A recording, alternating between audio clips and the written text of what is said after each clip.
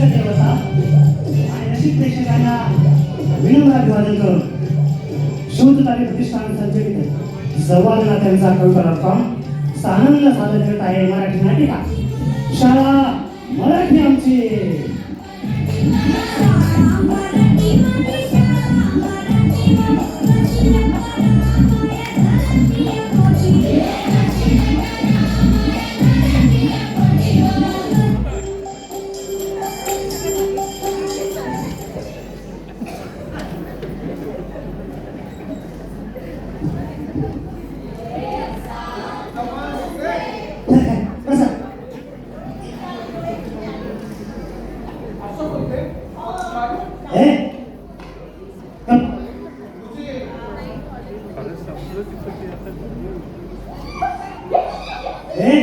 माझ्या मला काय सुरू आहे तुमचा?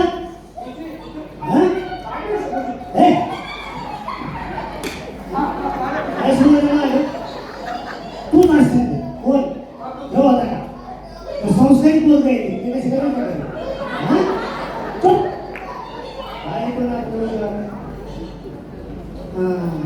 चला आज ना आपल्याला फार मज्जा येणार शाळा बरं का. आज आपल्याला पुस्तकं काढायची नाही. अरे पुस्तकं काढायची नाही, पुस्तकं फेकायची नाही म्हटलं. चला सांगा बरं कुठला महिना सुरू आहे आता? किती पुढे विषय आमचे बघा. कुठला महिना सुरू आहे? बर मला सांगा आता मराठी महिना कुठला सुरू आहे सांगा. अरे वा सांग. अरे हसू नका. आपलंच हसू होईल. आपलंच हसू व्हायला लागलं. मराठी माणसाला मराठी महिनेच माहिती नाही, मराठी सणही माहिती नाहीये. शोकांती काय हसण्यासारखी गोष्ट नाही, विचार करण्याची गोष्ट. ऑगस्ट महिना कळाला. अरे श्रावण महिना सुरू आहे. श्रावण कुठला? श्रावण महिना सुरू आहे. मी तुम्हाला सांगितलं होतं की नाही? अगदी बरोबर. बघा शाळेत एवढीच मुलगी हुशार आहे, बाकी सगळ्या वाचत काय द्यायचा. वा वा वा. बघा श्रावण महिन्यामध्ये तुम्हाला सांगितलं होतं श्रावण महिन्यात येणाऱ्या सणांची माहिती घेऊन आणा, वाचून या. केलं की सगळ्यांनी अभ्यास?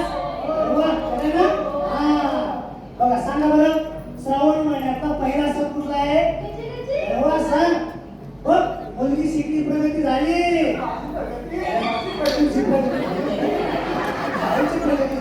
मुलींची प्रगती झाली. इथं बघ सगळ्यात जास्त मुलीच शाळेमध्ये.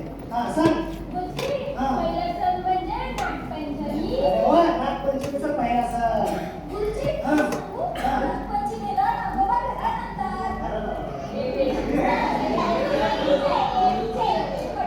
बाळा ना बाबा घरात आला ना तर आपल्याला घराच्या बाहेर जाऊ. अरे बाबा या नागपंचमीचा जो सण आहे की नाही त्याच्याबद्दल गाणं वगैरे नाही तू कोणाला? अरे वा गाणं येतं, बोल गाणं. हुशार कोण आहे?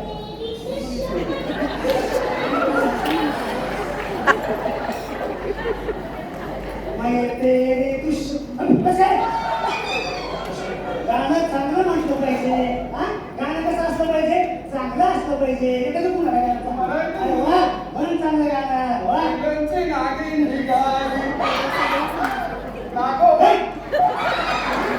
मला वाटलं त्याच्यावर विश्वास ठेवा. विश्वास अरे वा असं नसतं. अरे श्रावण महिन्यामध्ये आपण तो सण साजरा करतो की नाही नागपंचमीचा. आणि त्या नागपंचमीच्या सणाला आपण वरवराला जातो बघ ना. त्यानंतर त्या नागदेवतेची पूजा करतो. आणि ती नागदेवता म्हणजे शेतकऱ्यांचा मित्र, शेतकऱ्यांच्या पिकाचं रक्षण करतो तो नागदेवता. हा म्हणून नागपंचमीचा सण आहे. आणि नागपंचमीच्या सणाला की मुलगी झोका खेळते, महिला झोका खेळते. उंच माझा झोका म्हणजे तिच्या कर्तृत्वाचा, देशाचा झोका सुद्धा उंच गेला पाहिजे. असे सण आहे आपले. चला तुमच्या सणाची माहिती सांगा बरं. कुठलं सण आहे? सांग सांग सांग.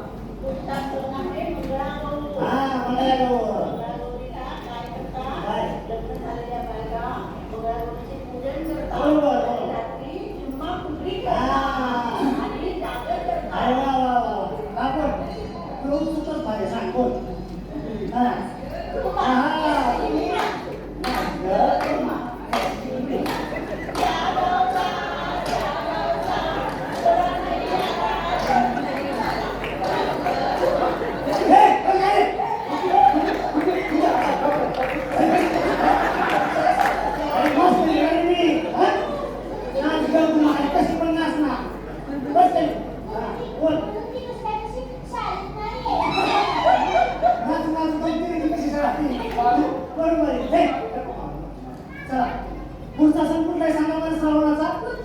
हा सांग. अरे वा, नारळी पौर्णिमेचा सण. हा बोल.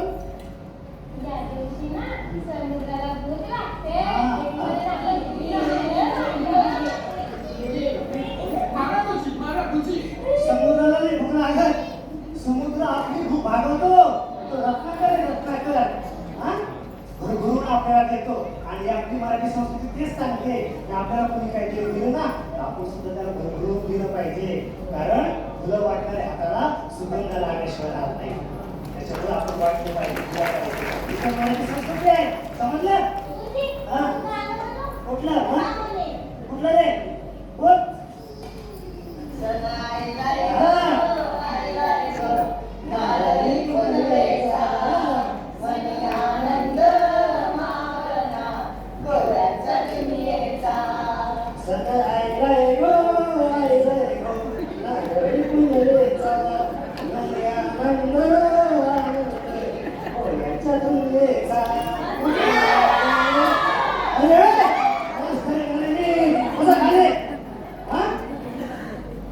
मला फक्त नाचायला पैसे वाचायचं कोणी?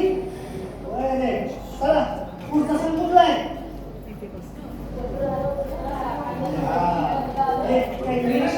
तुझ्या आणि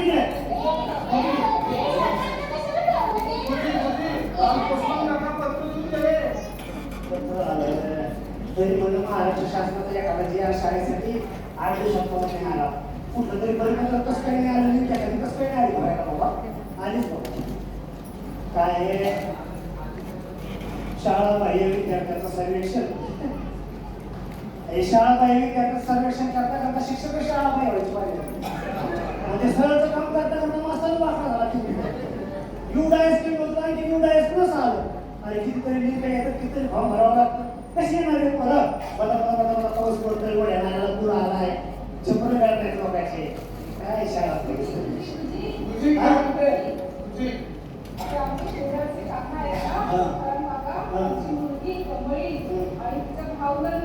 मागच्या वर्षी शाळेत नदी ओलांडून येताना बंधू अखेरा पोहत शाळेत पोहोचला पण माझी जी मैत्री होती ना कबड्डी ती पण पाहून गेली.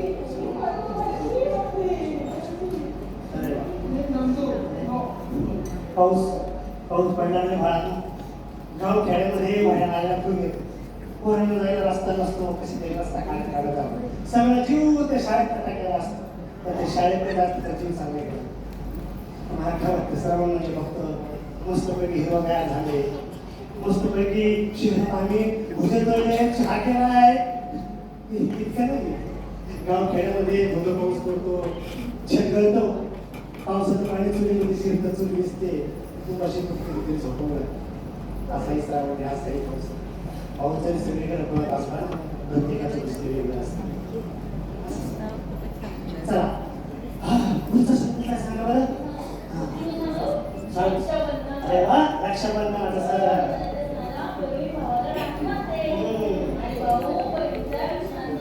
अरे वा बरोबर आहे ते हे कोण असतो तू हा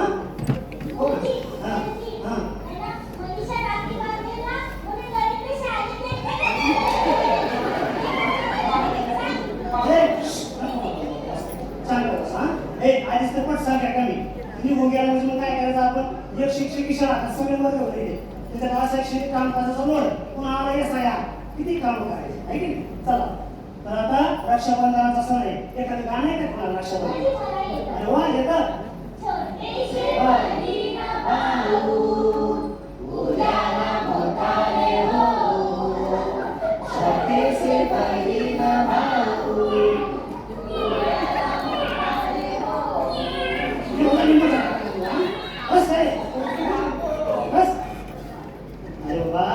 रक्षाबंधनाचा सण म्हणजे बहीण भावाच्या प्रेमाचा स्नेहाचा आपुलकीचा सण आहे तो त्या दिवशी बहीण आपल्या भावाला राखी बांधते त्याचं औक्षण करते त्याला ओवाळते त्याच्या दीर्घ आयुष्याची कामना करते ती बहीण आणि तो भाऊ सुद्धा तिच्या मदतीला नेहमी धावतो तिला धावतो आजकाल राखी बांधणारी बहीण नाही पण त्या भावाला अर्ध्या संपत्ती सांगणारी बहीण आहे भाऊ देव नाही भाऊ सुद्धा स्वतःला हिरो आणला गाडी मी मुलीला पैठणी साडी बहिणीला काय अशी परिस्थिती आहे. पण प्रेम, आपुलकी, स्नेह, जिव्हाळा या सणाला आपण टिकून ठेवला पाहिजे.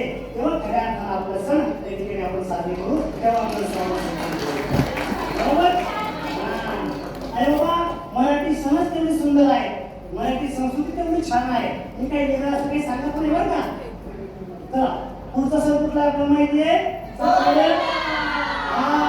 कुठला? गोविंदा आला रे आला, भक्ती संभाळ विजयवाला.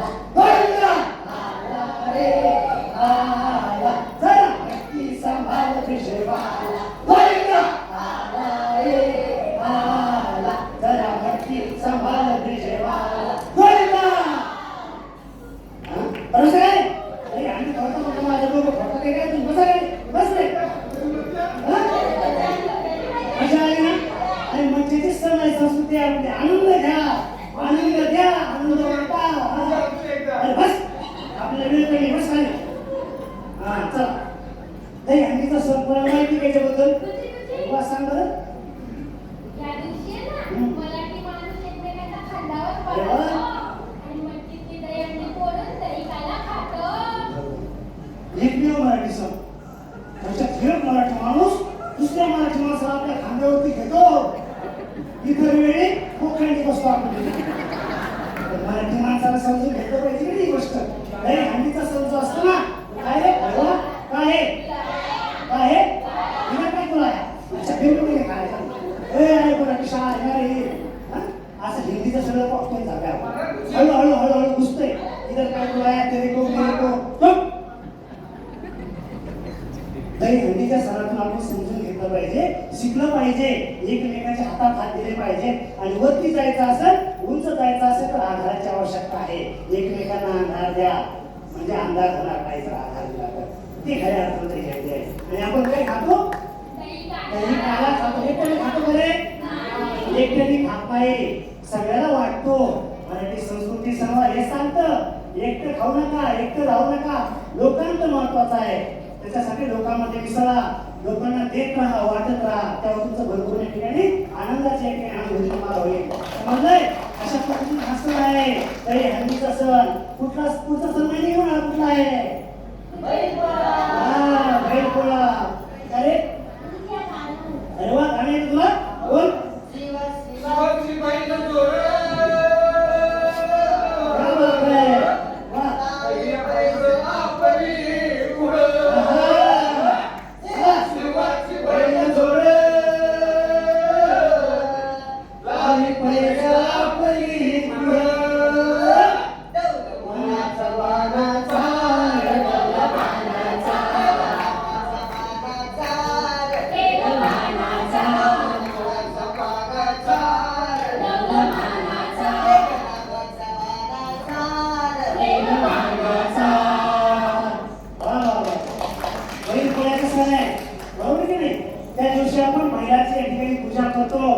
त्याला नैवेद्य देतो. अरे की शेतकऱ्याचा मित्र देतो बाहेर. बरोबर की नाही? काय मागच्या वर्षी तो रंगाचा आहे ना, रंगाचा आमचा व्यवसाय. त्याने आपली बैल कसायला कमल विकली होती. त्या दिवशी कपिला अंबरला पोटात साराबाई खात नव्हते आणि माझ्या अजिबात नाही जेवणे.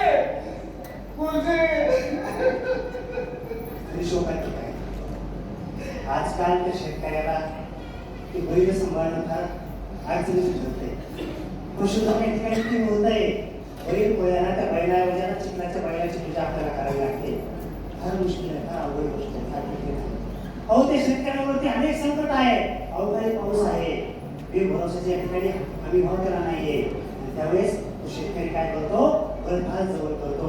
जीवनाचा प्राप्त होत नाही. काही झालं मी मोठा शेतकरी होणार आणि ती बैल सोडून आजकाल लोकांना फक्त व्हायचंय नीटचा पेपर भरून. कोणाला इंजिनियर व्हायचंय, वकील व्हायचंय. पण शेतकरी कुणालाच व्हायचं नाही. मी होणार ना तुझे चॅटजीपीटीचा काळ, यायचा काळ. अरे भाकरी गाणे डाउनलोड करून दाखवा, मग म्हणे तुझं तंत्रज्ञान पुढे गेलंय. त्याच्यासाठी तुम्हाला शेतकरीच लागणार आहे. तुमच्या आमच्या पोटाची खळगी भरवण्यासाठी शेतकरीच लागणार आहे. कोरडे ते शेत ओलीत झाले पाहिजे. कोरडे ते शेत ओलीत झाले पाहिजे. शेतकऱ्यांचे दुःख ओलीत आले पाहिजे. ओलीत आले पाहिजे. मराठी संस्कृती आहे बाळांनो. मराठी संवाद इतके सुंदर आहे.